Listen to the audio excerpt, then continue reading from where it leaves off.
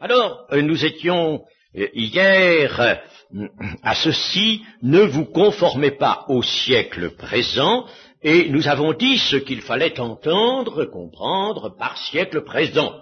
Et actuellement, mes amis, dans le temps 1982, le point où nous en sommes maintenant, du temps de l'Église. Et vous savez que tout le temps de l'Église est considéré comme le temps de la fin, les temps de la fin. Tout le temps de l'Église est un temps, comme on dit, eschatologique, c'est-à-dire qui est compris dans la période finale des temps.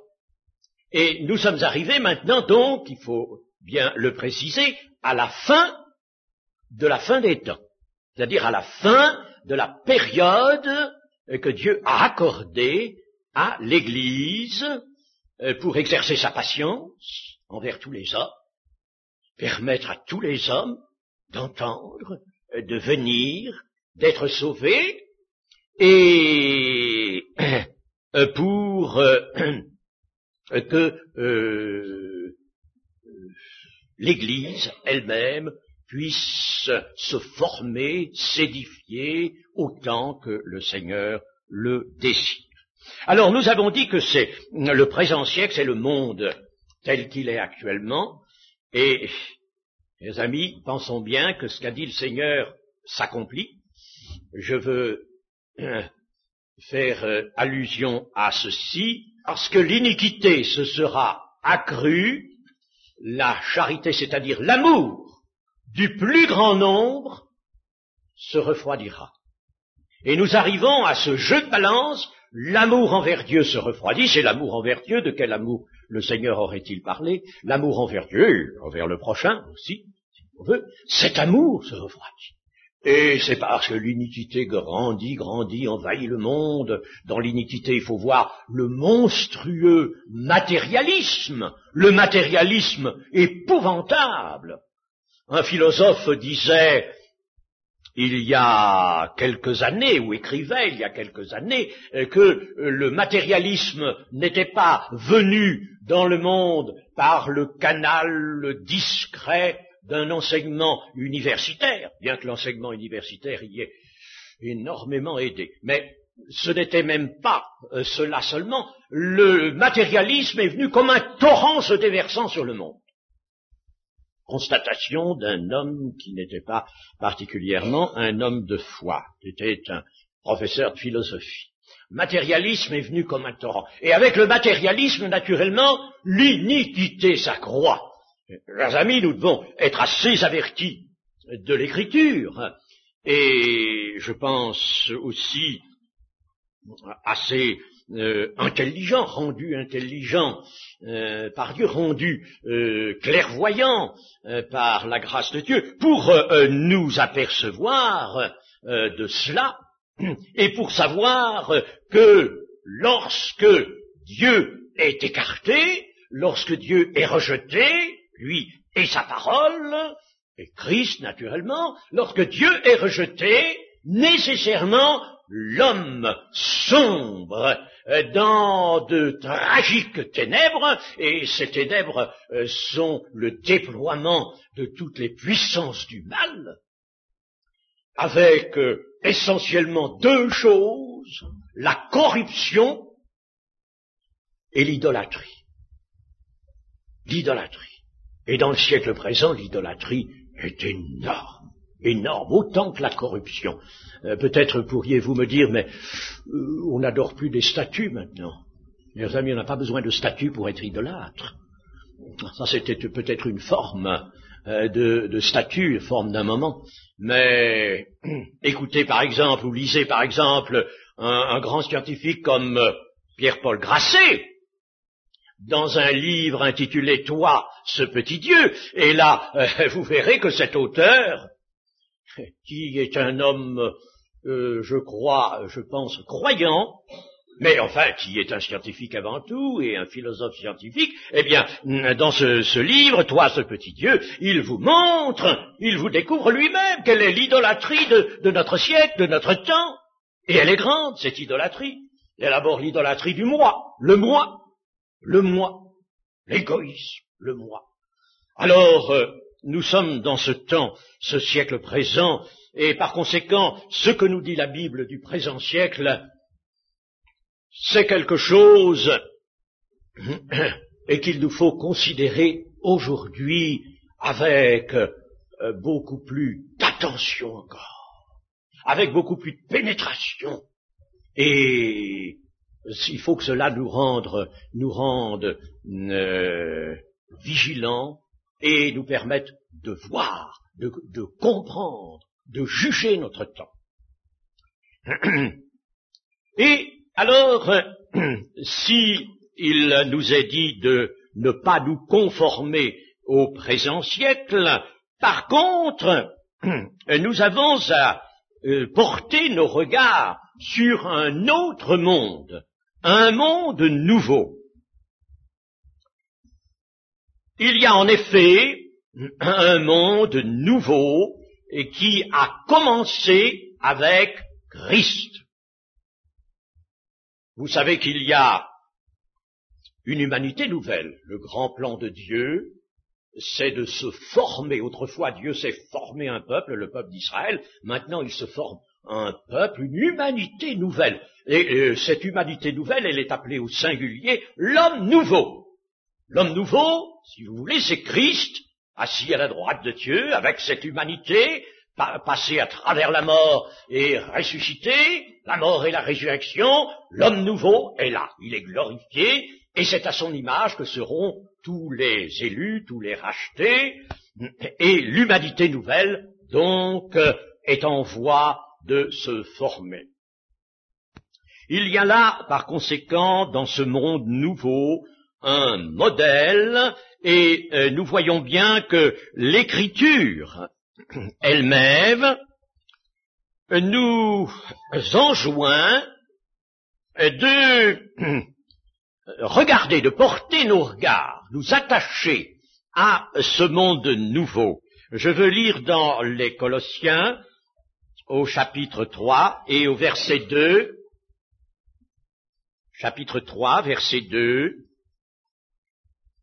« Si donc vous êtes ressuscités avec Christ, cherchez les choses d'en haut, où Christ est assis à la droite de Dieu.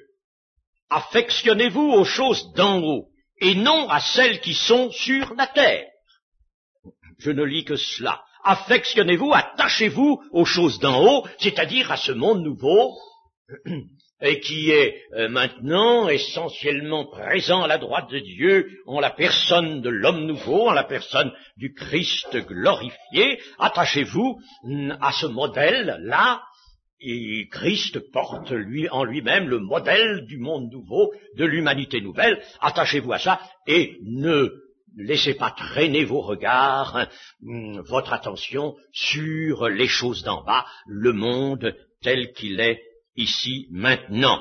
Ne regardez pas autour de vous, mais regardez en haut, vers le haut. C'est là qu'est le modèle de votre vie, de votre existence maintenant.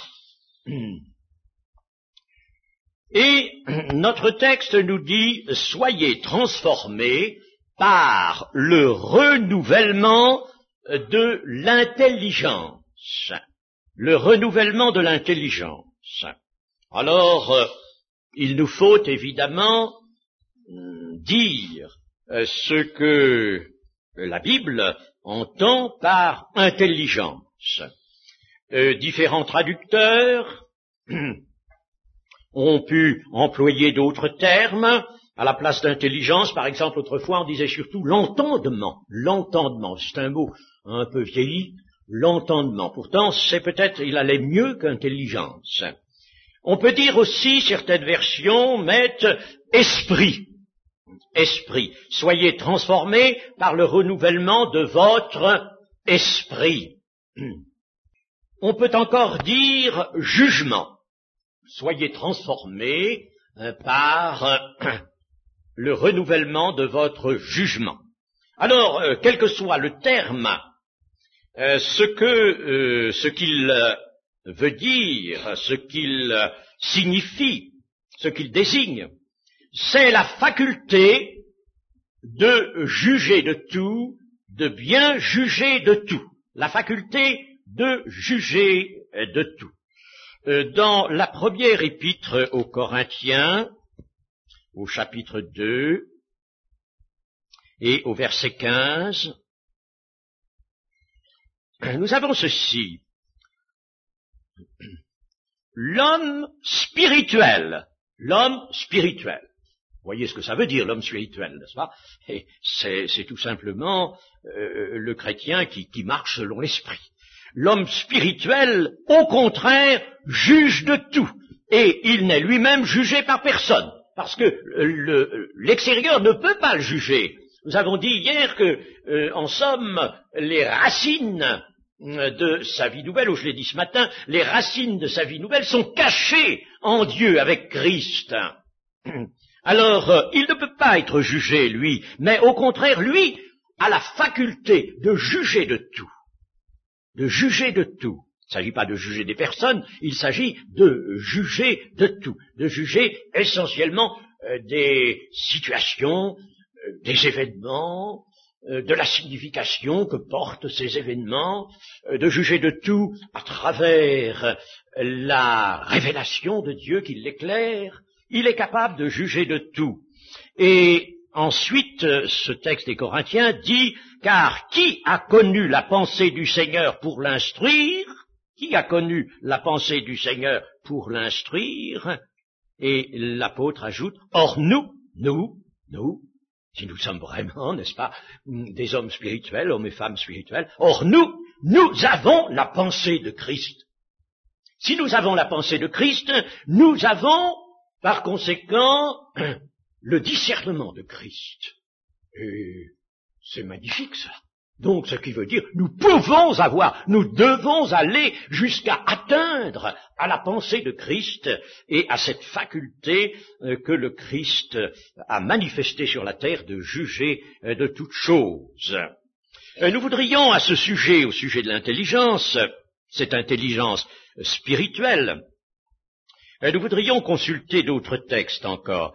Par exemple, dans les Proverbes au chapitre 9 d'abord, et au verset 10, chapitre 9, verset 10. C'est très beau les Proverbes, nous avons un grand besoin de ce livre de la Bible. Nous avons tant à apprendre, vous savez, c'est un livre qui incite à la méditation profonde. Oh, chers amis chrétiens, pensez à ceci, nous avons besoin de méditer. Non pas de lire pour lire, mais de méditer la parole de Dieu. Alors, verset 10 du chapitre 9, le commencement de la sagesse, c'est la crainte de Dieu, et la science des saints, c'est l'intelligence. Cette intelligence dont nous parle Paul dans Romains 12, c'est la science des saints, la science par excellence. La science par excellence. Les amis, posséder la plénitude du Saint-Esprit, c'est merveilleux. Et c'est une chose que nous devons désirer. Soyez remplis du Saint-Esprit en tout temps. Pas seulement dire j'ai été baptisé du Saint-Esprit il y a tant de temps, mais soyez maintenant à tout moment remplis du Saint-Esprit. C'est merveilleux. Mais être rempli du Saint-Esprit, chers amis, ça équivaut aussi, ou ça exige d'être rempli de cette intelligence spirituelle dont il est question ici. Intelligence, la science des saints. Dans Proverbes toujours, au chapitre 28 et au verset 5, les hommes livrés au mal ne comprennent pas ce qui est juste, mais ceux qui cherchent l'Éternel comprennent tout. C'est merveilleux, ça. Vous voyez bien là, une faculté qui est avivée et qui nous est, en somme, donnée surnaturellement. C'est quelque chose de surnaturel. Les hommes, fussent-ils aujourd'hui de grands penseurs, fussent-ils des gens très cultivés, et ça s'est vu, chers amis, nous l'avons constaté, des gens ayant des titres universitaires, eh bien, ils sont livrés au mal, c'est-à-dire qu'ils sont, je suppose, incrédules, c'est le mal par excellence. Bon, ils sont dans l'incrédulité, dans la contestation à l'égard de Dieu, n'est-ce pas? Eh bien, ils ne comprennent pas ce qui est juste. Et souvent, cela vous étonne. Nous sommes étonnés. Il y a bien des personnes qui posent par exemple cette question, mais enfin, comment se fait-il cet homme tout de même qui est instruit, qui est intelligent, et pourquoi ne comprend-il pas cela? Pourquoi les dirigeants de notre monde, qui ont fait, eux, de hautes études, pourquoi ne comprennent-ils pas le message de la Bible? Pourquoi ne comprennent-ils pas, n'acceptent-ils pas, par exemple, le Dieu personnel, le Dieu qui est une personne? Ils n'en veulent pas. Ils ne comprennent pas ça. Ils ne comprennent pas ce qui est juste, voyez. Mais, par contre, ceux qui cherchent l'Éternel, les humbles, qui cherchent l'Éternel, qui veulent vivre avec l'Éternel, par l'Éternel. Et attention, il s'agit ici de la traduction de Yahvé dans l'hébreu. Yahvé, et n'oublions pas que Yahvé s'applique dans l'Ancien Testament essentiellement à l'ange de l'Éternel, l'ange qui est devant la face de Dieu et que nous connaissons maintenant comme Jésus. Alors, après cela, nous pouvons lire aussi dans Ésaïe 32, chapitre 32, verset 4. La lecture de différents versets comme ça sur une notion a l'avantage de nous découvrir l'harmonie des Écritures. J'aimerais lire aussi le verset 3. Alors commençons au verset 3. Les yeux de ceux qui voient ne seront plus bouchés, et les oreilles de ceux qui entendent seront attentives. Le cœur des hommes légers sera intelligent pour comprendre, et la langue de ceux qui balbutient parlera vite et nettement.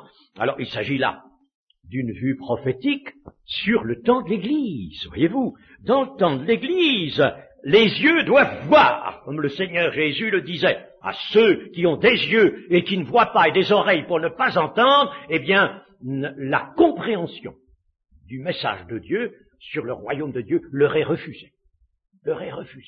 Ils ont des yeux et ils ne voient pas. Ils ne veulent pas voir avec les yeux. Ils ont des cœurs, ils les ferment, des cœurs endurcis. Ils ont des yeux, ils ont des oreilles. Dieu a donné à tout homme la faculté de comprendre sa révélation.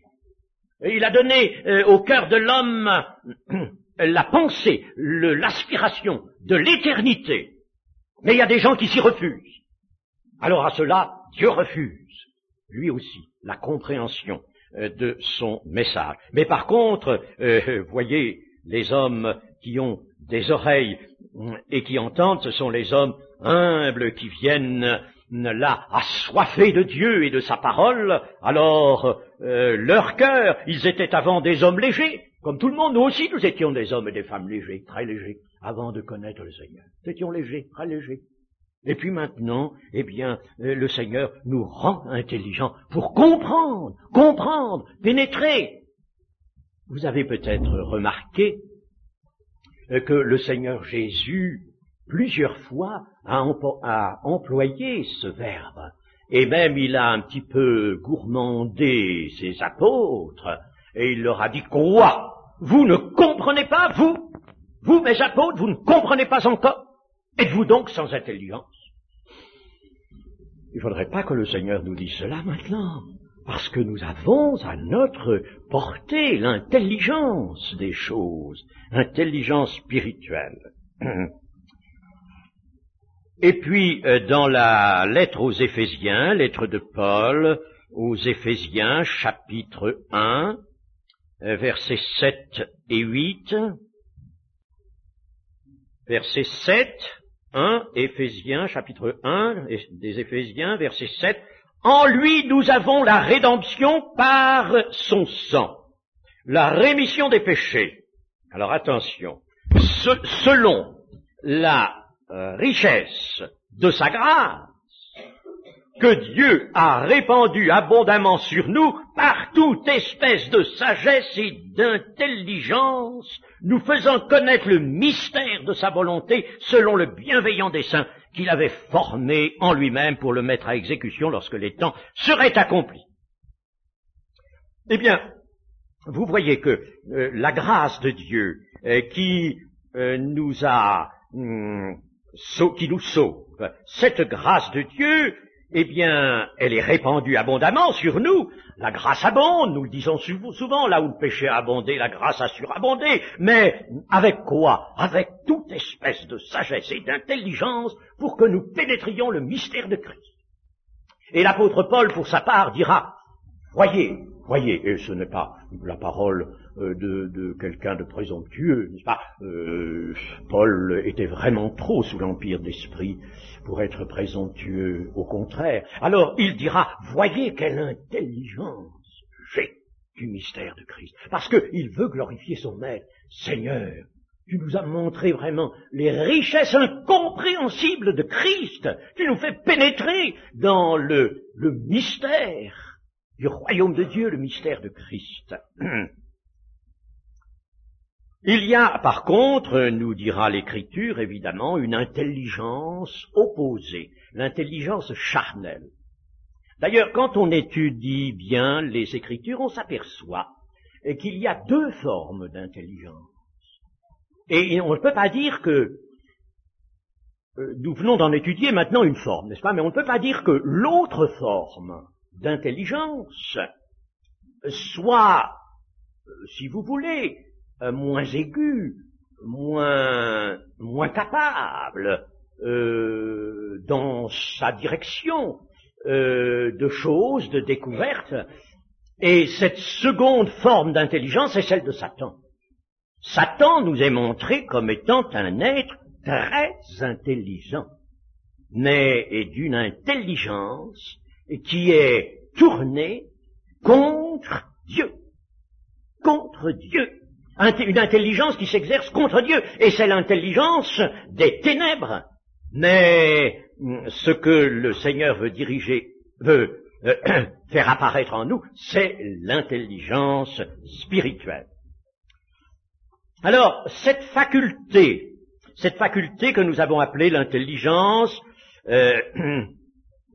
et qui doit être renouvelée. L'apôtre Paul nous dit, soyez transformés par le renouvellement de l'intelligence. Alors, cette intelligence, cet entendement ou ce jugement, que nous avons appelé une faculté de comprendre, de juger de tout, faculté de pénétrer, de discerner le bien et le mal, eh bien, cette faculté, l'avions-nous un petit peu dans l'état naturel qui était le nôtre avant conversion? L'avions-nous un peu, cette faculté? Je dirais oui. Je dirais oui. Et à certains moments même, le Seigneur, par son esprit, essayait de la faire un petit peu réapparaître, revivre, cette faculté. Nous l'avions un peu. Nous ne l'avions pas entièrement perdue lors de la chute en Éden. Nous l'avions un peu. Mais cette faculté était obscurcie. Elle était obscurcie. Et par quoi surtout était-elle obscurcie? Par l'ignorance, vous me direz. Oui, c'est vrai, l'ignorance, l'attachement à toutes les choses que le monde nous offre, nous présente en quantité, l'attachement aux convoitises notamment, c'est vrai. Mais cette faculté était surtout obscurcie par l'amour du moi. On ne sait pas c'est la place que prenait l'amour du moi dans l'état naturel, l'état de l'homme psychique. On traduit même dans second l'homme animal, l'homme psychique. La place qu'avait l'amour du moi. C'est pourquoi le Seigneur nous a dit, au commencement même de votre vie de foi, vie de disciple, eh bien, ce que je vous demande, renoncez à vous-même. Renoncez à ce moi. Renoncez à ce moi. Donc l'amour du moi obscurcissait en nous cette faculté. Et alors, à ce moment-là, le monde nous faisait voir toutes choses sous un jour faux, car le monde est entièrement plongé dans le mensonge. Je l'ai déjà dit hier, je ne vais pas encore commenter cela, mais il est vrai que le monde qui est sous la gouverne du malin, et le malin est le père du mensonge, et il est vrai que le monde est véritablement alors sous cette couverture du mensonge, qui est la couverture aussi de la mort. Eh bien, le monde nous faisait voir donc toute chose sous un faux jour. Et cette faculté appelée l'intelligence, l'entendement ou l'esprit, cette faculté donc était comme absente, et en tout cas elle était gravement altérée. Et alors, lorsque nous venons au Seigneur, que nous recevons la grâce d'une libération entière, pleine et entière, absolue, une libération absolue, la grâce du pardon du péché, c'est absolu, chers amis. Ça essuie tout, lave tout. Et il y a la régénération en même temps. Alors, nous avons la régénération, et à ce moment-là, la faculté d'entendement, d'intelligence spirituelle réapparaît. Elle revient, elle réapparaît. Elle est affranchie, en somme, elle réapparaît parce qu'elle est affranchie de la puissance de la chair, puissance de l'homme psychique, du vieil homme, la puissance de la chair. Vous comprenez, n'est-ce pas, quand on est chrétien, l'opposition entre chair et esprit.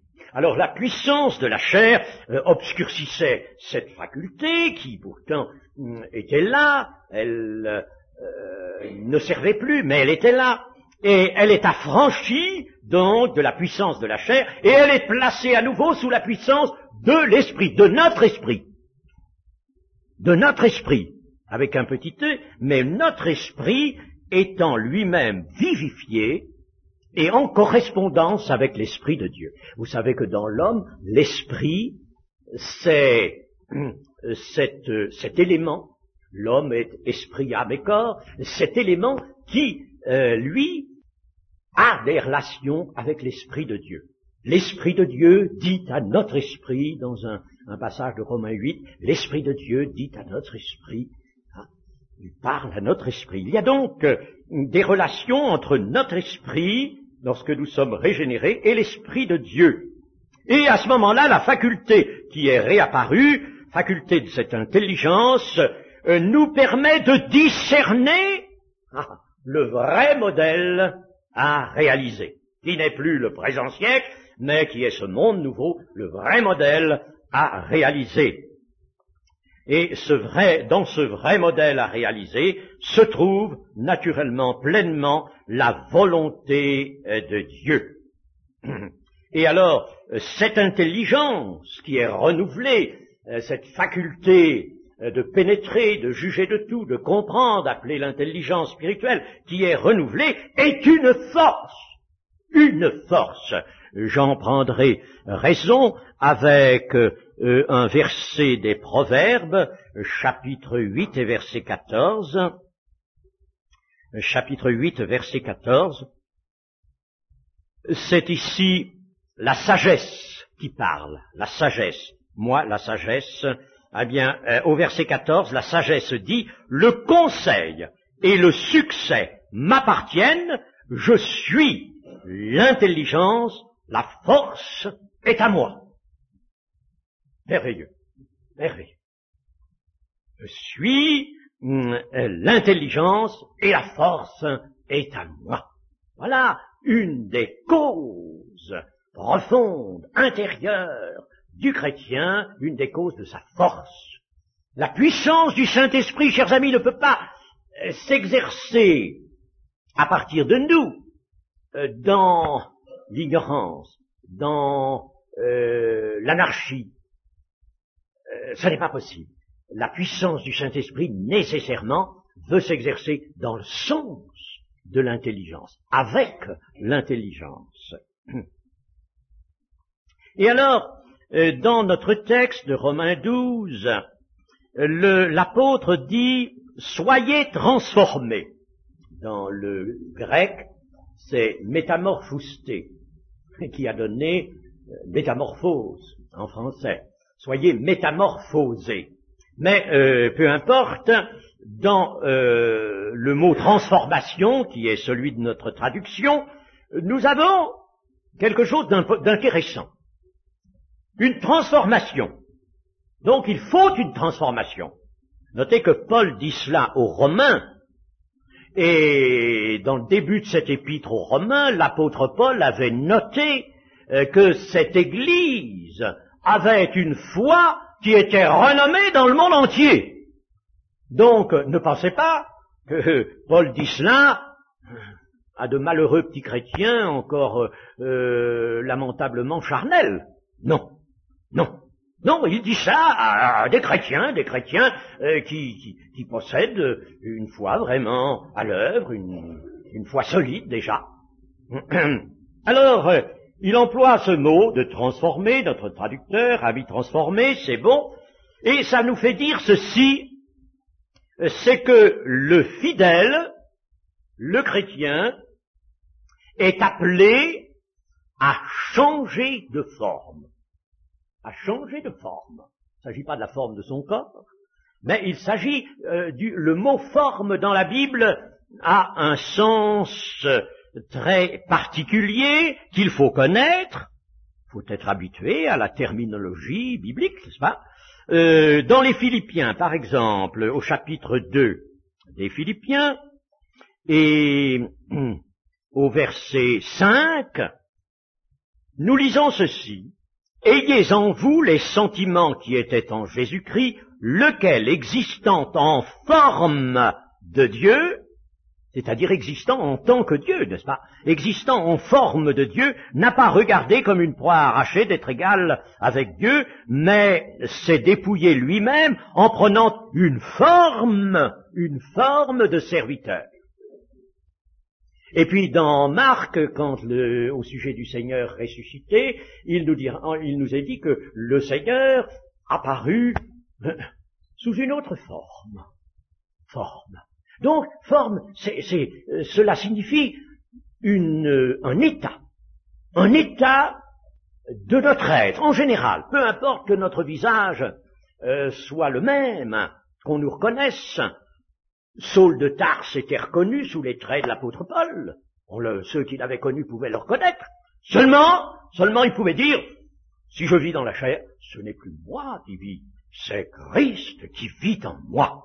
Donc Paul avait une autre forme, et ça c'est tellement évident quand on a lu, n'est-ce pas, tout ce qui le concerne, il avait une autre forme donc, et le chrétien change de forme, change d'état. Il change d'état, il change de forme, c'est le mot de la Bible. Alors, transformer, vous voyez, ça va très bien, ça veut dire changer de forme. Et cela par l'action d'un renouvellement.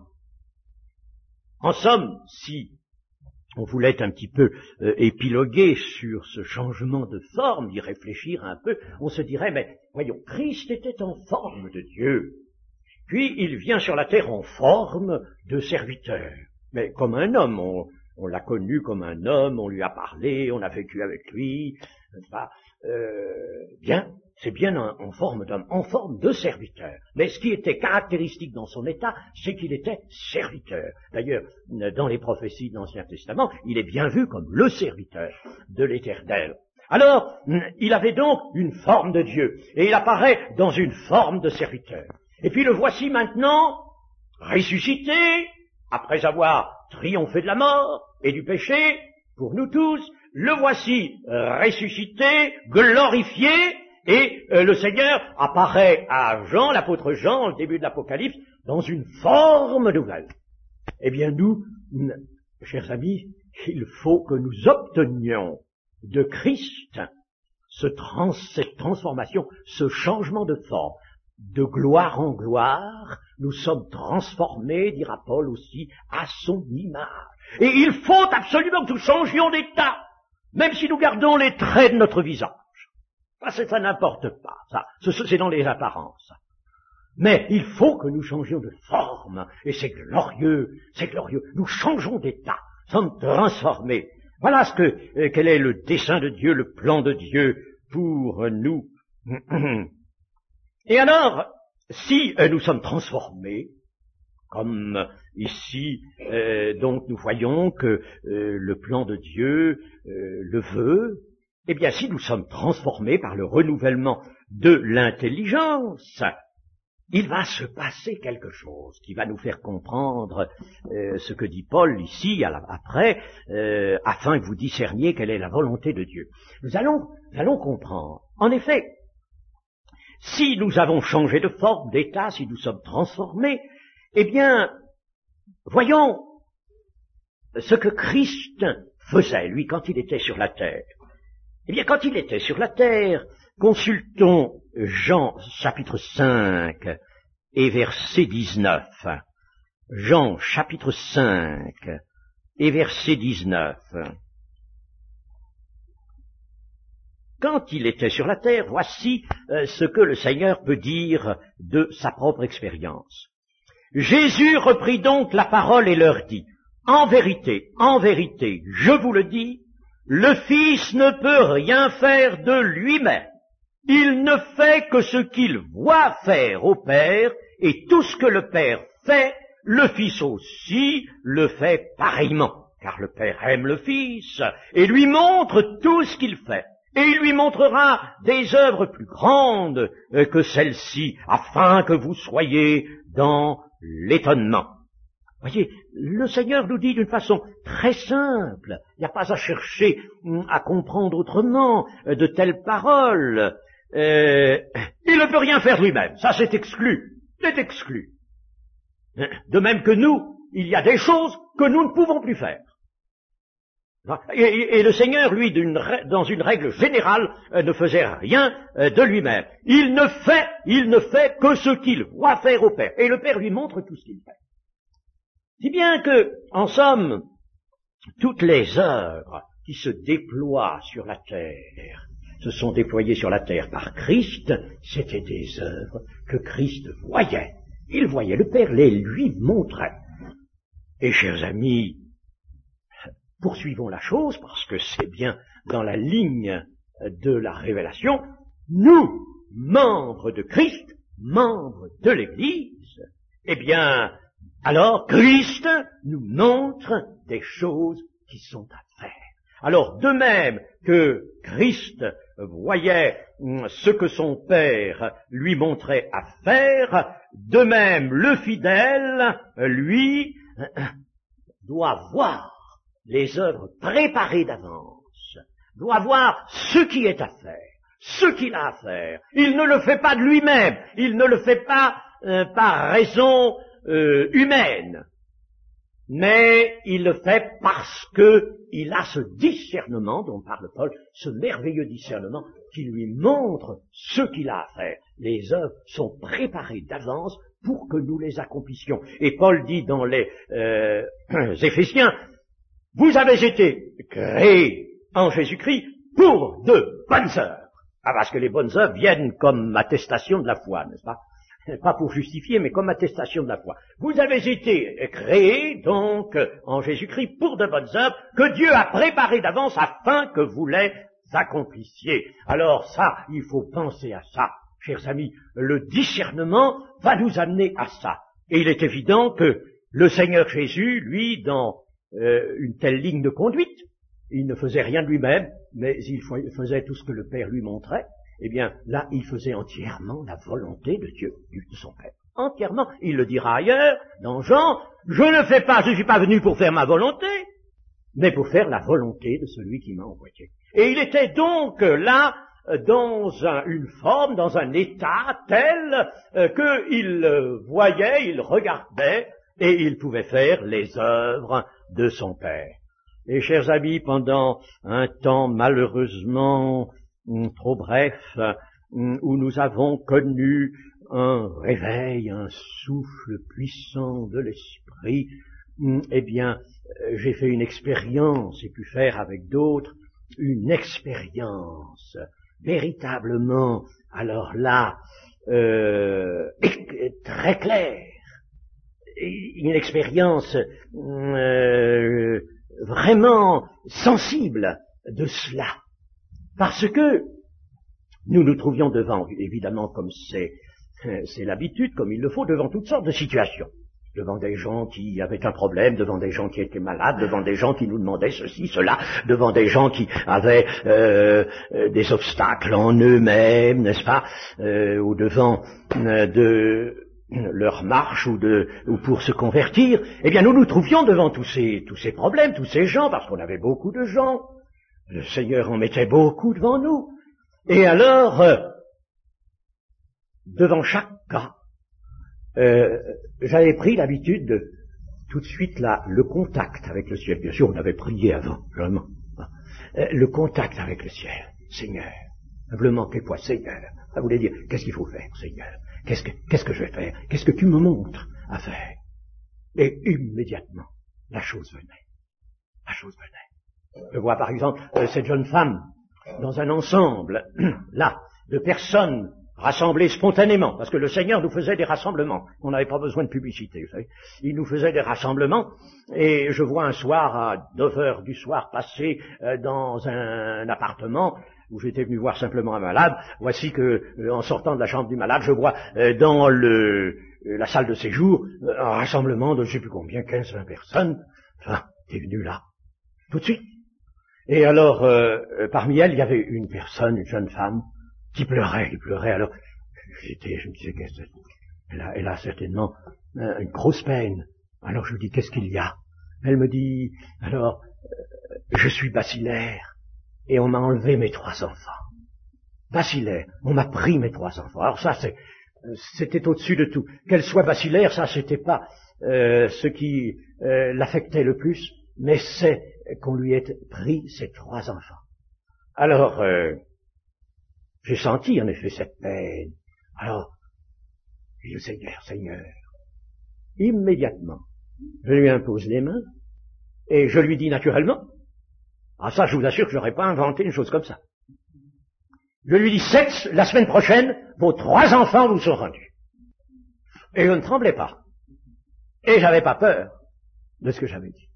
Et la semaine suivante, une sœur qui s'occupait de cet endroit, de ce quartier, me téléphone. Vous savez, la jeune femme qui était bacillaire, là, lui avait enlevé ses 3 enfants. On vient de les lui rendre. Alors, les œuvres préparées d'avance, et toutes sortes d'autres choses à l'avenant, chers amis. Mais comme c'est magnifique, et ne croyez pas que cela soit réservé à celui qui exerce un ministère. Là, je vous parle de l'exercice du ministère. Mais à tous, vous qui êtes témoins de Jésus, les témoins de Jésus ont besoin de cela. Parce que vous avez été baptisés du Saint-Esprit. C'est pas pour rien, ça, n'est-ce pas? Le témoignage de Jésus, n'est-ce pas, il y a le ministère d'un côté, mais il y a le témoignage de Jésus qui est pour tout. Non, le témoignage de Jésus. Et avec le témoignage de Jésus, vous savez, chaque chrétien peut faire des choses magnifiques. Magnifiques, les œuvres préparées d'avance. Ce sont ces œuvres-là, ce ne sont pas des œuvres voulues de l'homme, imaginées par l'homme, la chair n'y est pour rien, mais des œuvres préparées d'avance pour que nous les accomplissions. Et alors, disons aussi que sous l'opération de cette transformation, changement de forme, le fidèle, le chrétien, sera libre dans ses jugements, il pourra juger de tout, il sera libre dans ses jugements, et il sera vrai dans ses jugements. C'est ça, n'est-ce pas? Libre dans ses jugements, s'il était encore le jouet de la chair. Alors là, allez, ce serait certainement très mauvais. Mais il n'est plus le jouet de la chair. Il est libre dans ses jugements de cette liberté de Dieu. Il peut juger de tout. Il a la pensée de Christ et il est nécessairement vrai dans ses jugements. C'est une chose magnifique et merveilleuse. Eh bien, nous continuerons, Dieu voulant, demain, avec ce renouvellement de l'intelligence encore. Nous verrons plus en avant ce qu'est le discernement de la volonté de Dieu, et puis quelle est cette volonté de Dieu qu'il faut discerner. Il y a les œuvres, nous avons parlé des œuvres préparées d'avance, mais il y a autre chose que les œuvres. Il y a en somme notre comportement de tous les instants, notre comportement, je ne dis pas notre conduite, mais notre comportement de tous les instants. Et là, il y a 1000 et 1000 occasions d'accomplir la volonté de Dieu. Alors nous allons voir ce que sera cette volonté de Dieu, car la volonté de Dieu ne résulte pas seulement de la connaissance biblique, de toute la parole de Dieu, n'est-ce pas? Bien sûr, là nous pouvons dire que nous avons une volonté générale s'appliquant à tous, une volonté de Dieu s'appliquant à tous.